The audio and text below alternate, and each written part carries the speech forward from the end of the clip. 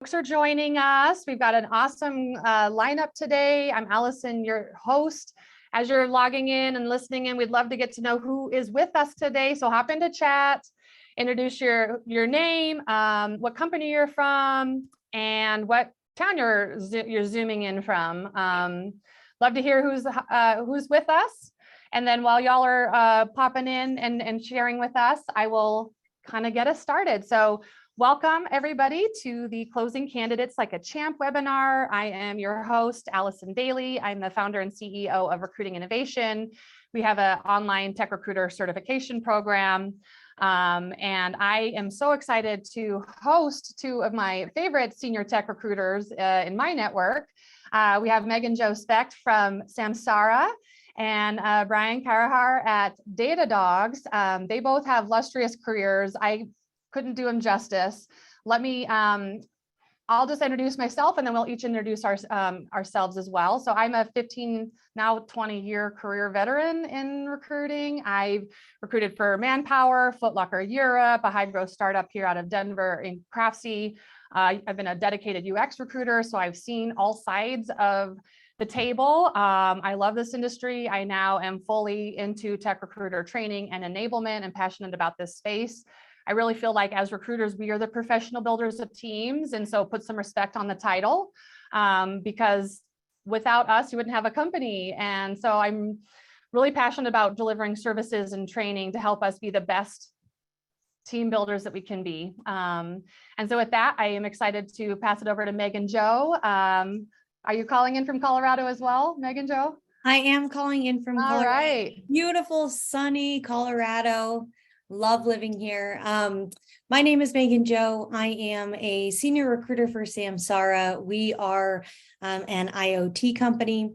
I am a 15-year veteran in the recruiting industry. I started in staffing, have recruited for every vertical within an organization, really enjoy tech recruiting. And I really have deep reverence for the idea that I have the opportunity to help candidates really, really find their dream job.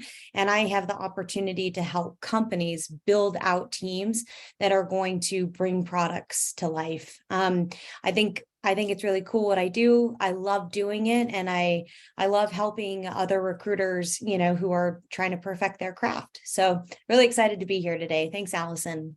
Yay. So excited to have you here too. And I'm excited for the conversation. And welcome. Where are you calling in from? I'm here in Chicago, so not in beautiful Denver. It is a beautiful Chicago day, believe it or not. All is good in Chicago.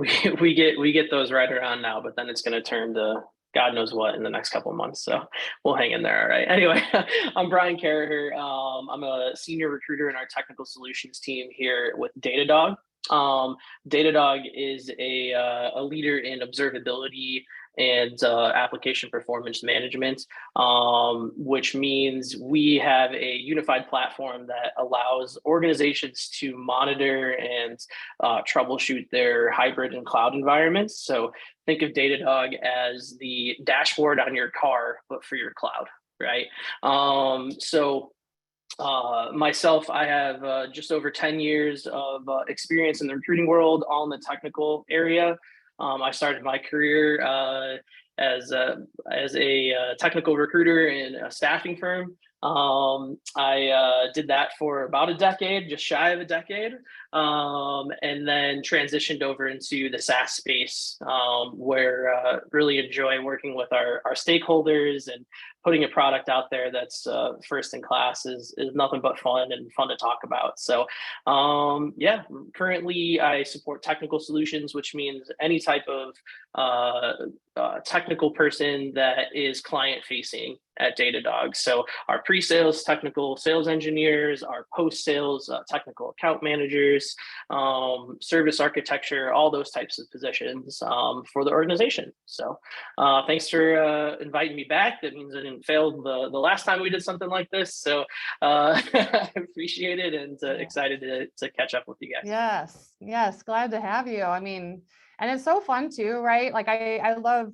how you anchored it, Megan Jo, in terms of like the philosophy around our role. And really, we are the makers of dreams on both sides of the table when things are in motion, and we're able to really move with confidence in our role. Like it takes a while to get into like the confident mode as a recruiter, just because it's so service oriented and we're really thinking about other people's needs. And there's this period where we go from just sort of like reacting, being like, oh, this is needed, to like actually being able to almost like see what's going to come, right? And so we can be proactive and like be able to get ahead of sort of what our teams are needing, or even thinking about the candidates ahead of time. Like, I think we're going to need to have this role soon, so I'm going to like reactivate with the candidates that I know come from this background. And it's like a philosophy in a way that we can grow into this role, right? And get better at what we're doing over time. And as we think about specifically the topic for today, which is closing candidates, the market's crazy. It's is and will continue to be the candidates world, especially in tech. I would always, it will never go away. The market contracts as it does, but it doesn't really affect our sector that much, which is exciting. But that means that we got to stay on our game. And so I would love to hear from both of you with that concept of like growing in your confidence, growing into sort of like being the proactive value add team member. What's something that you, as part of your philosophy with service and thinking about the close in mind, what is sort of your sort of sales philosophy, if you will, for lack of a better word, when it comes to navigating such a tight competitive market? What are you doing specifically with the candidates to give them the kind of experience that makes them want to be in your process? Megan Jo, how about you lead with us on that one? So I am genuinely playing the long game. I'm always playing the long game, and I'm thinking about filling a position one time. And in order to fill a position one time, you have to find the right person, and this has to be the right opportunity for them. And one thing that I will typically cover in my discovery call with a candidate is I will ask them, what's the line of delineation between your next job and your forever job? And I specifically say to candidates, I think sometimes candidates get confused about what kinds of things are actually important to them. Philosophically, you might think that something is important to you, but it might not actually be. And so you're a really talented candidate. If you have decided to kind of bring your head up and start to take conversations like this and think about taking on a new opportunity, you're going to end up with multiple offers. So let's pretend that we're at the end of this race and you've got 4 offers on the table. What are the characteristics about those offers that incentivize you to take one over the other? You're saying money's not your number one factor, but let's say that all 4 offers have a different compensation level. Is the product that you're working on, the ability to work from home, the ability to have a team, the ability to be passionate about what you're doing? Think about having these different offers and what kinds of things would draw you to accept one over the other 3. And then let's talk about what some of those things mean. The more that you can tell me, the more honest I can be with you about, is that an aspect of working here or not? And then we can figure out if this is going to be mutually beneficial and what the end of the race is going to look like before we get there. Right. So I've used that, and that typically allows candidates to be able to kind of think about those things that maybe they hadn't been thinking about, or they really weren't being honest with themselves about. That is so interesting. I love that perspective. Is not only is it to like get them to think about it so they can inform us so that we know what their priorities are, so we can hit that through that entire interview process and reinforce what we know that they want.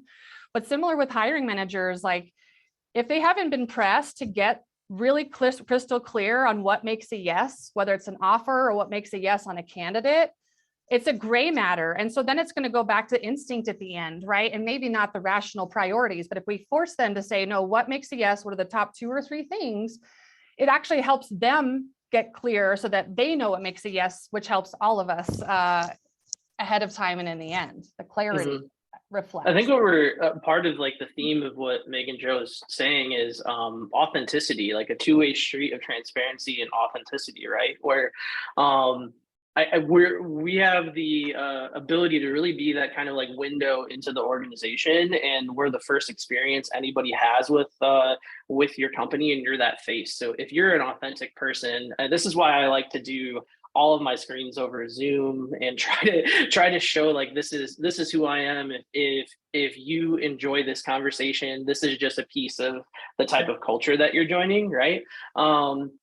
And showing that authenticity and transparency on our end would hope to bring that from them. It doesn't always happen, it doesn't always work that way, but using that to try to understand at a deeper level of what are those important things to this candidate, and do we check those boxes, and can we power rank against other opportunities later to say, hey, you know, we have the benefits that were important to you, or the team culture, or whatever it is, and how does that stack up against those other options? And I think initially I would always try to keep the compensation conversation separate, but I found that sometimes when when we give them the opportunity to tell us whether or not where compensation lands on that spectrum, you can start to learn, someone that puts comp as their number one driving factor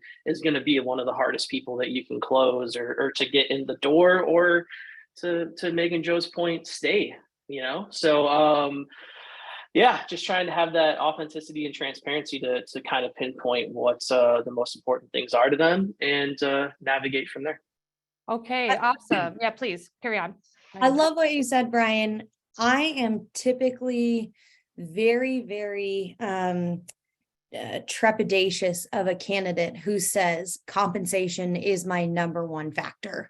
And the reason that makes me trepidatious is that there will be an employer who will come along that can pay more than we can, regardless, right? If somebody else knocks on their door and they're offering more money, that person is going to chase that. That is not going to be a candidate that you will retain for years and years. And so maybe you really just need somebody to come in and solve a problem. You're willing to pay for it. You want them to solve a problem. And what happens after that is kind of gravy. But if a candidate tells me that their number one factor is compensation, I'm always immediately concerned. Mm-hmm. Absolutely. That's actually bringing up a good part. So we're talking on one hand about like when they have other offers and closing them at the end. What are some practices that you both do at the very beginning, even maybe from your outreach messages or that initial phone call? Like, how do you set yourself up to be able to know what those values are throughout your process, so that when you come to the end, you already know how to lean into it? What's the kickoff sort of value discovery period? What's that like for you, Brian? How do you kick off with a new candidate to find out those values for them?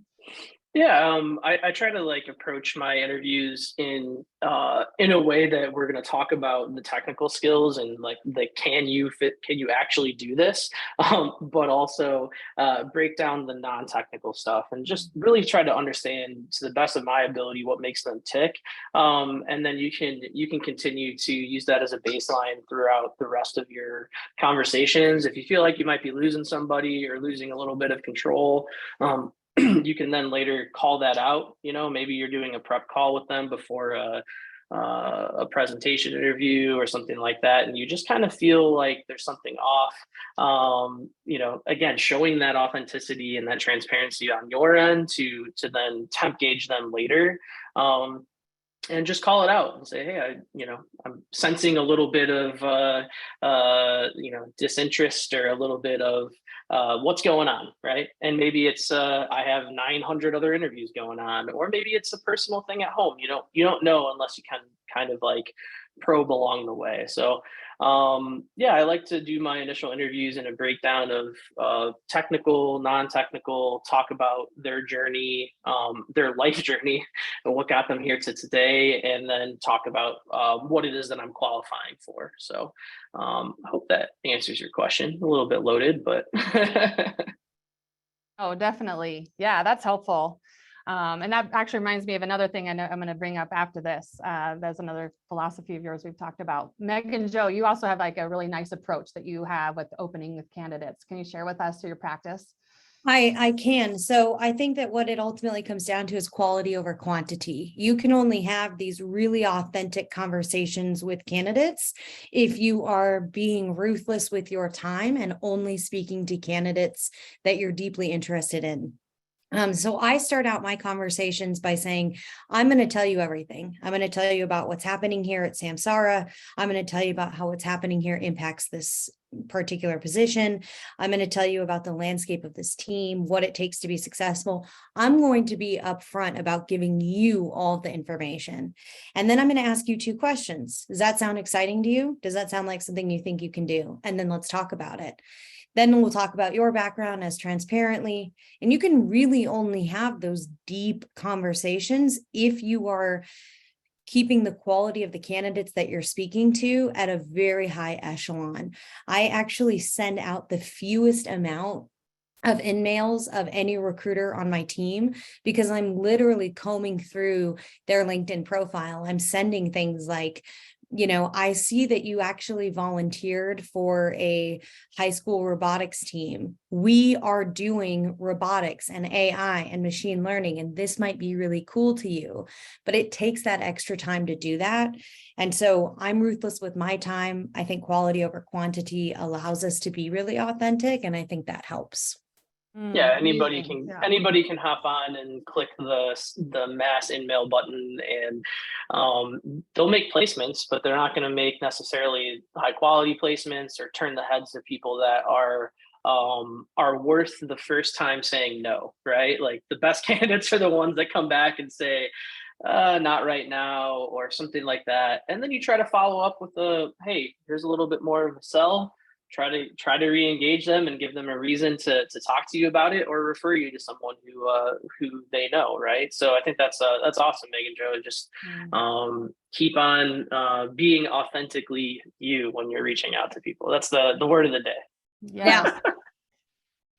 Well, and especially to show that effort, right? And that's because that's a common complaint of candidates is just like, I feel like it's a mass template. I don't even know what's the connection here. And we when we're doing our recruiter training, we like to talk about, especially with outreach messages, but if you even think about the whole, like, how's your landing page? Like, how's your company page? We want to like create a pull energy, right? Like you want to come play, like you're saying, does this sound exciting? Not like a push. I have a need. Do you fill it? Like, you can feel the difference, right? And candidates, when you come to them authentically, you come to them saying, I've done my homework. I actually can see eye to eye because I understand actually what you do. And I can add value to the conversation because look, I can actually position the company. I can position the opportunity. And it's that sort of ability to meet them where they are at the level they're at, right? It's not transactional like you, and I have to say, I with your lower in-mail numbers, Meg and Joe, I bet you probably have a higher, like one of the highest like response rates, right? It's sort of, and what's nice is, and I had this in my experience too, is when we can deliver a good quality experience and we're able to think about them and their values and how it's a match, like we stand out in a very noisy world. That's why the 3 of us have been doing this for so long. There are thousands of recruiters that have done this for 2 years, 3 years, 4 years, 5 years, right? But they can't send that follow-up message because they had a transaction with a person, right? Right. I think the 3 of us are really playing the long game, and that's how you do that. Don't get me wrong, there's plenty of tequila and coffee like that's involved in all this kind of stuff, right? So of course those things had to have happened over the course of a few decades in the industry for sure. Yeah, I mean, yes, that's a good one. So coming to it, this job is full of excitement and like the placement where you just like, it's the dream candidate for your team. And you know, that candidate is like, this is their dream job. Like the highs are amazing.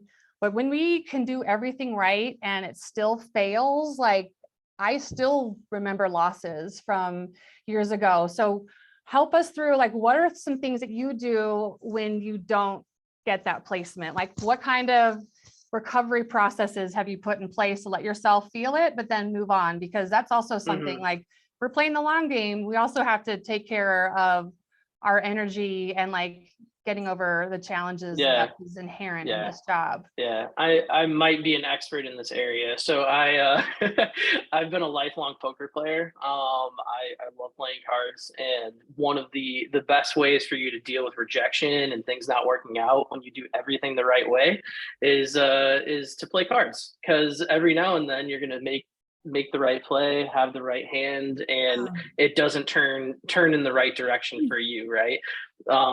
You're going into the last card being dealt and you're 95% to win. And guess what? The 5% happens. What happens when that happens 5 times in a row? Now you start second guessing everything that you're doing, right? So if you can just step back and realize, like, I've done everything I can to this moment to get me set into a position to bring this candidate on board or win that all-in pot, whatever it is, and you can objectively step back and say, I did my piece, then you need to kind of get over that rejection. It takes a little while. It's tough, especially when you're first starting in agency. I can remember the days of, well, it just means I got to make more dials and continue to go. But if you can just take a look from the outside and say, if I were observing this person and this behavior, I would just tell them to keep doing what they're doing because they're doing it right. So yeah, that's kind of how I try to think about it. And just like the other way around happens too. Every now and then you're 5% to win the hand and you win it 5 times in a row.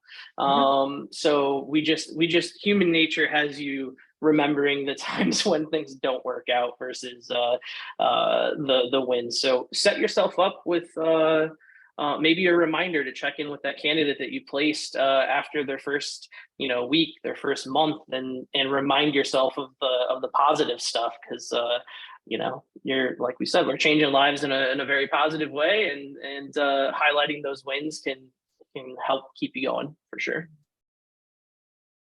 Yeah, I love that. Yeah. Checking in with candidates while they're happy, like in the good mood. That's the best part. Draw out the wins. Keep in touch. Give me referrals when you just started and we still have, give me the referrals when I still have all the warm and fuzzies going on. Yeah, for sure. I love it. Yes. I think that it's human nature for things to happen in clumps, right? If you've ever worked in retail, in restaurant, in something that's human facing, everybody comes in at the same time, everybody leaves at the same time. And so statistically, it's more likely that if you are going to have a loss, that you're going to have a couple of them at one time. And the longer you do this, that you will recover, and it becomes so much less personal. This is not about me. Go back, think if you did all of the right things, then it's not about you. The other thing to remember is that people innately are animalistic, and they need to do things that take care of themselves, right? This is about survival. And it is very possible that they got a better offer. And if they got a better offer and it's better for them, there has to be a part of you that's like, I want that for you, right? I want that for you. And so, think about you as a candidate. Think about when you have gone through this, you might have a really great connection with a recruiter. They did everything right, but at the end of the day, you just got a better offer. So if you're foundationally doing it correct and you're doing it over and over again, you're going to have clumps of losses. Play cards, play golf, drink tequila or coffee or whatever it is that gets you through it. But remember that, that success will come back. Absolutely. Yeah. And also I know I've experienced it in my own professional life and I've seen it play out, but like things don't happen for a reason. Like sometimes like you didn't get that dream job because like it's actually the next one that was, so it's sort of like also knowing like we want to push, we want to guide, and we're shepherding, but ultimately they cross the threshold or they don't, and it's whatever makes the most sense, or we'll find out the reason it didn't fit later down the road, for example.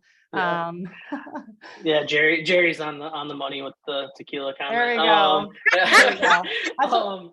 what I was gonna say was like, you can use your own experiences too, right? Like I oftentimes will reflect on either when I get asked questions from candidates about like culture or onboarding and talk about my onboarding experiences in my first couple companies and then what the difference has been like at Datadog as I got ramped up and shedding light on your own personal experiences and to go off of like the jobs that you don't get. Like I remember personal interviews that I went on where I look back and I'm like, oh man, I'm glad that didn't work out. And I'm really glad because that opened up to me still being on the market and having an awesome opportunity with where I am right now. And I couldn't be happier. Like, so you can relate to candidates in your own personal journeys too.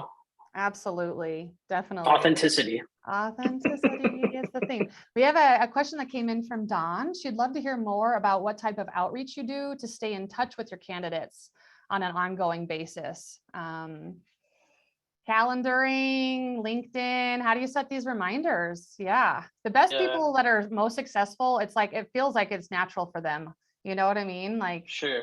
remember birthdays or I things think like that. yeah, exactly. Like, oh yeah, like isn't that coming around real soon? Yeah, for sure.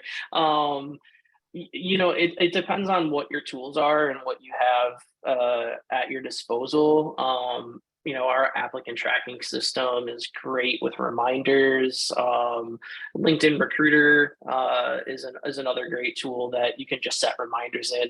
If you check that on a daily basis, you'll never miss a follow up.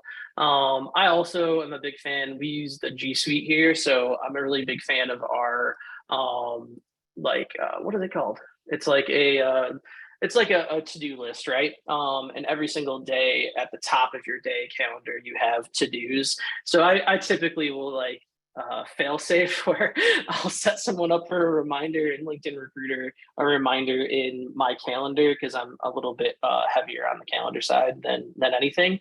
And you won't drop the ball as long as you're making that part of your routine. Same. I think that it's routine. I think it's repetitive. You just need to do it over and over again. Our applicant tracking system is Greenhouse, great with reminders. We also use G Suite. I am constantly looking at my daily to-dos. I set up reminders in LinkedIn Recruiter. So it's not possible for me to miss out on a reminder because I've got it in all of these other places. I'm very careful about something that I promise, right? So I'm not going to tell you that I'm going to follow up with you in 90 days if there's not a reason for me to follow up with you in 90 days. Typically, my vernacular is something like, if something comes across my desk that I think you would be really interested in, I will reach out at that time. So being authentic in your promises and, being ruthless with your time, it doesn't make sense for me to spend a ton of time talking to candidates that specifically can't fit a role right now. And so being honest about that, because there's nothing worse than telling a candidate that you will follow up with them, you don't follow up with them, then that trust is broken. Yeah, one thing that I have found useful is for candidates that I'm trying to play the long game with. I will also keep a little bit of a list, and then when I see an article that might be something related to tech or to the role or something I know that is interesting to them, that's also a fun way to just saw this, thought of you, thought you'd find it interesting. And it's sort of just like you're giving something to them without trying to get on the phone or anything like that. And it's more just like, oh, you're top of mind. And it's almost like a deposit in the sort of relationship account. You're putting some deposits in. That's a nice touch. Yeah. That's a really nice touch. Yeah. Cool. Yeah, I'll have to try to sprinkle that in because I like that a lot. And I want to clarify too, just Ali was asking, we're saying G Suite, which is like the Google suite of tools. So the calendar, the Google Drive, things like that. Personally in Gmail, I love it. They now have in the inbox, it's actually in the email too, but they have a little clock on there and it says, bring this back up, remind me of this later.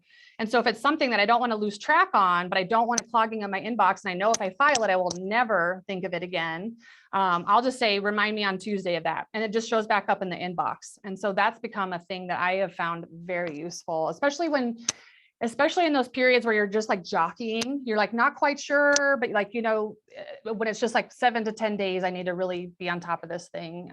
Yeah, we have technical assessments as part of our interview process, and we will obviously send that to candidates, and I'll follow up with after it gets automated through our system. I'll follow up and say, hey, I just want to make sure you have this thing, and like how soon are you able to complete it?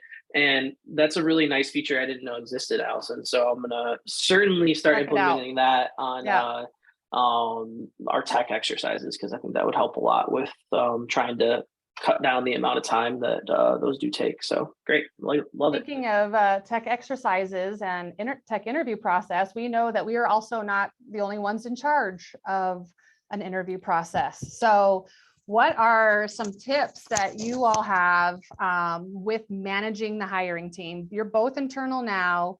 Brian, I know you have extensive experience being, on the other side of the desk and being a service provider and only so much control. But I would love to hear, we actually have a lot of control if we can do the kickoff and set expectations. What are some tips in terms of knowing candidate centric, you're wanting to close this candidate, how do you manage your hiring teams to get across the line as soon as possible? Megan Jo, what's been working for you on your side? What hiring teams care about is data, right? And not feelings. So I don't feel like this is fair. I don't feel like this is a good candidate experience. That's not going to land or resonate with the hiring team. And so I look at things like, I will pull reports that say historically at what point we have lost candidates and why. So in XYZ search, we lost 50% of candidates at the technical assessment portion, and it wasn't because they were failing, it was because they were self-withdrawing, not completing it. And that means that there's an entire group of candidates that we didn't even get to talk to or learn from or tell them about the opportunity because they self-withdrew and it was completely silent. I take Glassdoor ratings and I look at companies, and you can literally find out what a company's interview process is for different roles. And I say, here's a company that's similar to ours, here's a position that's similar to ours, and here's what their interview process looks like. Is a candidate's market, they're going to be interviewing for multiple roles. So know that we're probably going to compete with this competing company specifically for this role, and their interview process doesn't have this. And so we're going to be fighting against that. So go out, do your homework, do the research, come back with data and insights, because that's the only thing that hiring managers and hiring teams really care about. They don't care about your feelings. Yeah, I think that's great advice with the data behind it. On the internal side, Megan Jo and I have the same ATS. We have another platform that kind of sits on top of that, where we can really look at.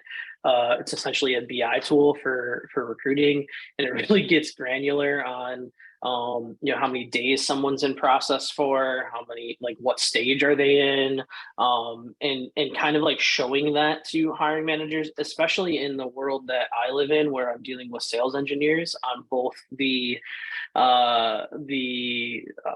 Datadog side and externally, where scheduling can be very, very difficult. Showing that type of data as needed to try to maybe push along an interview process. And we had a similar situation with our technical exercise earlier this year, provided a lot of that information and data, and they tweaked it. We changed our exercise to make it take a little bit less time for candidates to go through, and it's been a really good adjustment for us. So experience some of those same pain points as you do, for sure. I think that the hiring team should also speak directly to people that they just successfully hired. Like, genuinely tell me what you thought about this process. Did you think that the process was egregious? Did you think that it was appropriate? Experimenting with where you put different things, right? If the first contact with the company is a technical assessment and they are not bought in, right? They're not going to take that. And so figuring out from a psychological component, how long, what, and where in the process, and be flexible about, tweaking it based on what the data tells you about those different things. Yeah, we use a lot of surveys and like NPS scores, all that kind of good stuff, and get raw feedback from candidates about their experiences. And that's something that I always try to say as maybe I'm rejecting someone, and it's really hard to say when you're rejecting someone that they didn't get a job. Rejecting them over the phone, making it personal, and saying like, hey, any and all feedback is very much appreciated. If it's positive or negative, it really helps us with those candidate experiences. So asking for it if you have the opportunity to is great. As from like the agency side, Allison, I think that it's refreshing for clients to have a partner on the recruiting agency side that is transparent, that does have that authenticity, right? Where I think that recruiters from a third party perspective are very much commoditized, or they feel that way.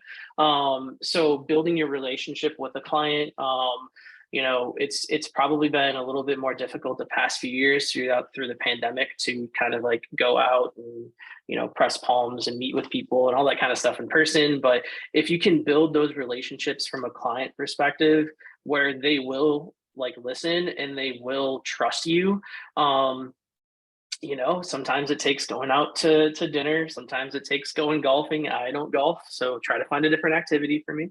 But those are the types of things that can help when you feel like maybe a hiring decision isn't being made by a client, right? It's very much relationship building in that process, and it's a little harder to do on the agency side from than internal stakeholders. So the way you do it is continue to build relationships, find talking points outside of work that you can relate to your clients.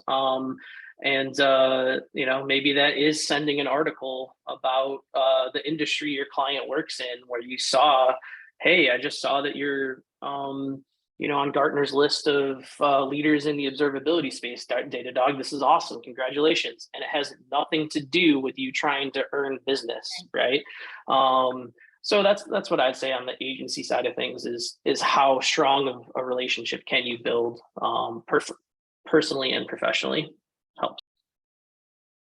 And I think kind of marrying the two things, I love your point about research, Megan Jo, in terms of like, what are other people doing in the process? And I think that's actually a huge value proposition on the agency side, is that from your perch, you actually have 7 different clients who have 7 different types of interview processes. And you're able to say, Miss Client, you're the only one requiring a 3-hour take home, and looking at the data, we're also not converting as fast for you.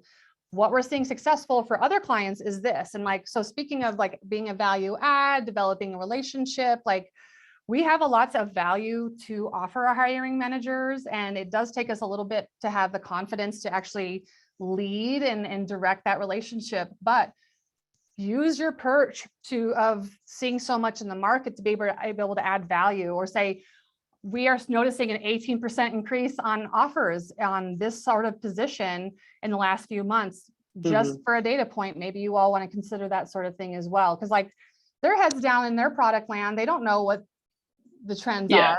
Yeah. That's only a piece of their job is the recruiting and hiring aspect versus all of our job, right?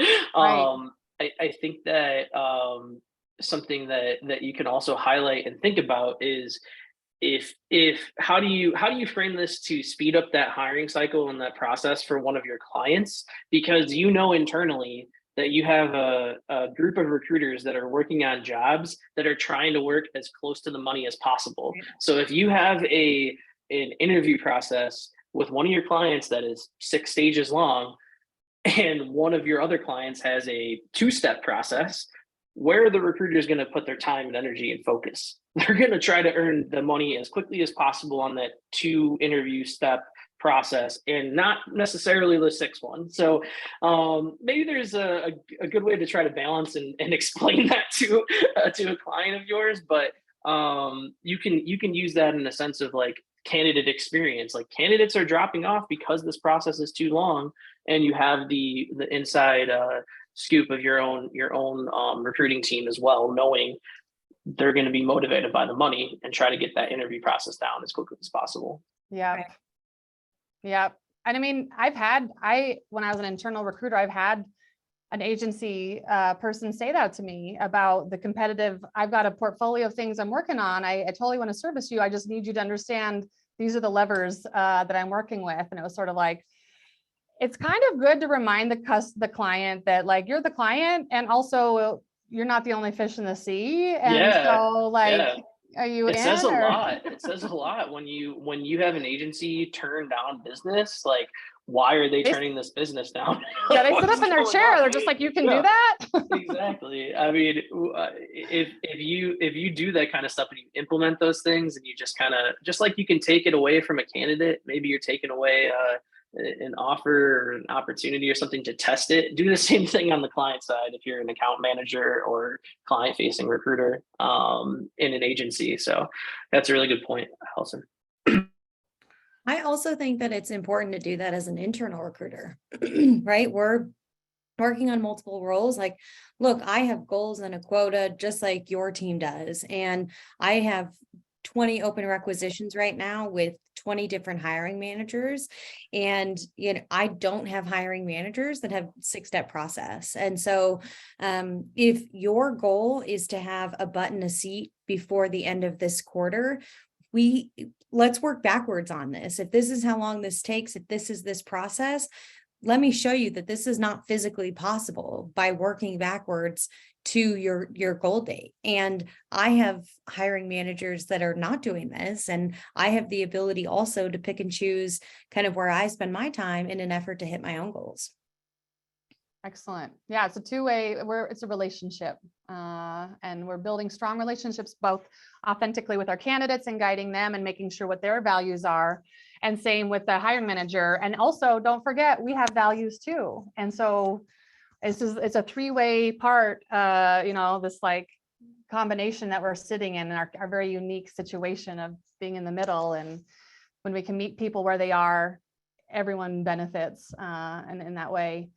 Sort of last kind of closing question. I'd love to hear what's something that is exciting you now, right in the moment in the recruiting industry. It's a very unique time in the market. We had the bonanza, the gold rush of Q1, Q2, and then like this weird like natural contraction, which I don't think it's like going to be a self-inflicted wound if we go further, but really it's just like the market is sobering up from the crazy. But where we're at now, I'm curious, what's exciting you all about the recruiting industry, the talent industry, what you see coming down the pike that's lighting you up about what we're doing? I'm happy to answer if you got something please. Locked and loaded. Yeah, I kind of throw it out there. Yeah, just put you on the spot. Yeah, I mean, it's definitely for all of us, we all have been doing this long enough where you can remember these hills and valleys and everything, but this is such a dynamic time. Like the past 2 years have been wild, between us not knowing what's going on in the world and people getting laid off immediately from the pandemic kicking, and then other companies just rebounding and all that kind of stuff. I'm lucky to work for a company where we've done nothing but grow over the course of the past few years now, and it's unfortunate for some other organizations out there that haven't had that, and most recently between the startup space and funding, there's just been so many changes. So it's fun to keep your pulse on what's actually going on right now and not necessarily getting hung up on 6 months ago. Like 6 months ago is not today, and it's pretty wild to see those fast changes. So I would say, like, try to take in as much information as you can. Try not to freak out too much but analyze and use what you can in this exact moment versus maybe what was happening a little bit earlier this year. And industries are all getting impacted right now with some major changes. And if one company is getting impacted, what's trying to think about like the trend of maybe what's next, like what is next that's going to happen, and again, not focusing on Q1 2022 but Q1 2023. As Andre 3000 would say, if you focus on the past, your ass will be a has what. So Love it. I think it's yeah. So don't look back, look forward. What about you, Megan Jo? What's lighting you up? I'm actually really excited about the fact that candidates have found their voice and realized their power in numbers around demanding things that are really important to them. And I love that companies that can throw money around aren't necessarily winning candidates, and they're not winning candidates because their ESG is low and their corporate responsibility is low. And it's forcing companies to actually do really good things and to be cognizant of ESG and corporate responsibility, to be cognizant of how they treat candidates, to be cognizant of how they retain employees. I think that the fact that candidates have woken up and really gotten comfortable in their power and being able to better communicate what kinds of things are important to them and not necessarily chasing the highest offer is really exciting to me, because it forces companies to do the right thing. And I always think that's cool. And to be better. Yeah. I love that. Things are shifting. And it's interesting too, something that's making me excited is we're seeing a real change, a shift, like almost really quickly, of companies really hungrily trying to do talent acquisition to now like putting on the brakes and being like, oh, talent retention. We need to really focus on talent enablement. How do we get the most of the people that we have? Oh, we're going to have to offer training, development, pathways to become a manager or a supervisor. And same thing. And it's like, I think they're recognizing that there's a value in doubling down on who you have. And growing, that it's a better investment. So it's exciting because it's win-win-win across for everybody. Because now, like from your first point, Megan Jo, you're filling a job once. You don't want to be doing this again in 4 months or even 9 months or 12. We want you here. We want you to grow with us. And I don't want to refill your job. Right. Yeah. We talk a lot about the career ladder versus at Datadog, the term that we use, I'm chuckling because my wife was chuckling when I told her about it, is the career lattice, right? Where like, if you are if you're a recruiter, and I'm just using me as an example, and let's say I'm interested in something else in HR, right? And not necessarily like technical solutions recruiting. Well, what are the other options? Is it another recruiting team that I can join here at Datadog? Is it going into people operations, right? So we talk a lot about maybe those pivots to other things where you can grow internally at Datadog without having to feel like going into management is my only path, right? What are the other paths that I can do to professionally develop? And that's really big for us, a big initiative across the board. And there was something else that you had said that triggered diversity efforts in recruiting and sourcing. If you are any type of recruiter and you're not dedicating time to sourcing diverse talent right now, and you're not making that a routine on a weekly basis, you're going to fall behind. And that's something that works for internal recruiters, external third parties, all that kind of stuff. Companies are now realizing the value of having a diverse organization and what that brings to their product, to their clients, and to their thought process. So that's something that if you haven't implemented yet, you really need to put that into your time and dedication as well. Amazing. I'm so glad you brought that up. And it's 100% like the way I like to think about it is it's just also opening up not only the more the folks that you can hire from, but it's also a way of creating opportunity, kicking under every rock. Like we just need to broaden what we look for, and we broaden what we define a certain role looks like, or things like that. And as recruiters, I think that we don't always internalize that as the professional builders of teams, it's inherently our responsibility, a responsibility to create equitable hiring practices to drive that for our organizations. Don't wait for someone to ask for it. Like, do it on your own. And studies have shown, like, I think it was even a Microsoft study. It's been dubbed now 2 in the pool, which with a toddler, it means something different in our house. But 2 in the pool means if you have 4 candidates, 3 of them are straight white men, and 1 of them is a woman, the woman has statistically 0 chance of getting hired. Why? Because hiring, we're trying to like choose the safest bet, something that we know, right? Or something in some way that's been validated. And so when you have one that's an anomaly, they are different, right? Versus the 3 that all feel safer because they're sort of similar. But if you can get 2 women in that initial candidate pool, there's a 60% chance that one of them will get interviewed, right? So, and same goes with people of color. It's that same data where it's like, don't put a set of candidates in front of your hiring manager unless 2 of them are underrepresented minorities, whatever that is in your team. Because I know you've had that too, Megan Jo, working for Amazon. You're like, actually diversity looks different depending on what the team is. It's not a single unit. But we have practices that we should be integrating without anyone asking us to. It's a very good point, Brian. Thank you for bringing that up. Yeah, and using, like Megan Jo was talking about, using data to back those claims up, using that internally, or showing your, again, as an internal recruiter, your hiring managers, what that looks like. Yeah. That can move the needle, and that's what it's all about, is trying to make a difference and putting in the effort. So yeah, and it's a competitive I think you're talking advantage. about the Rooney. Yeah. I think you're talking about the Rooney Rule. And the Rooney Rule. Yeah, that's also a thing. But it was the data was literally from Microsoft, and it was like a percentage likelihood. Yeah, incredible. So I believe it 100%. Yes.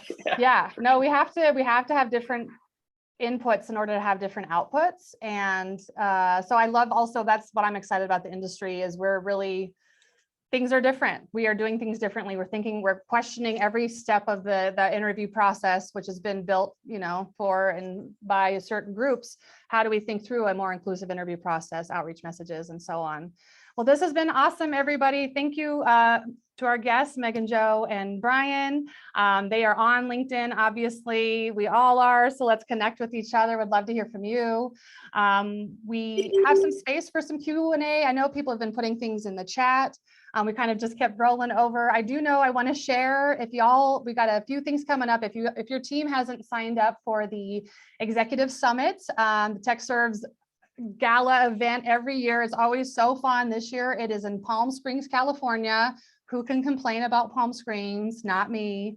I'm going to be there, so come to this specific panel. It's building an internal training program for AEs and recruiters, and how to implement training and enablement within your organization, no matter how big it is, because we all know it is a complicated world out there. And the more that we as leaders within our organizations can create training and growth opportunities, the lattice stuff, growth, then the more you're going to have better retention and better results from your team. So come to the panel, and then just come to the Executive Summit. It's going to be an amazing time. It's first full week of, actually technically the second full week of November. Should be gorgeous.